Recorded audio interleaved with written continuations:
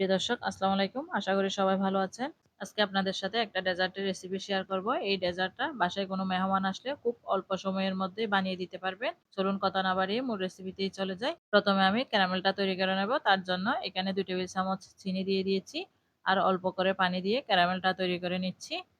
এই যে দেখেন ক্যারামেলটা হয়ে গেছে। এখন যে পাত্রে পুডিং বসাবো সেই পাত্রে ক্যারামেলটা দিয়ে দিচ্ছি। তারপর এভাবে ক্যারামেলটা একটু ছড়িয়ে দিচ্ছি। এখন এটা এক সাইডে রেখে দিয়ে আবার চুলায় চলে যাচ্ছি, ততক্ষণে ক্যারামেলটাও সেট হয়ে যাবে। চুলায় একই ফ্রাই প্যানে দুধ মেশানো পানি দিয়ে ক্যারামেলটা একটু তুলে নিয়েছি প্রথমে।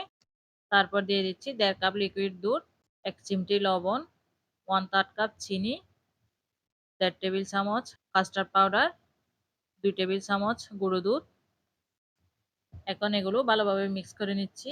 মিক্স করার পর চুলাটা অন করে দিয়েছি। এখন শুধু অনবরত নাড়তে থাকবো আর অপেক্ষা করব বলক আসা পর্যন্ত। এই যে দেখেন বলক এসে গেছে।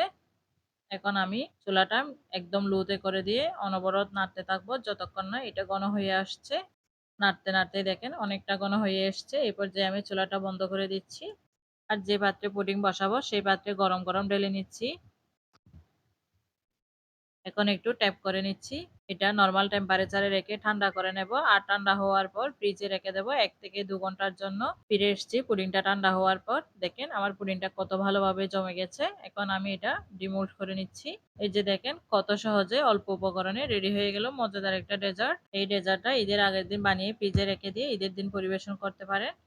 এতক্ষণ সাথে থাকার জন্য সবাইকে ধন্যবাদ জানিয়ে আজকের মতো এখানে বিদায় নিচ্ছি। আল্লাহ হাফেজ।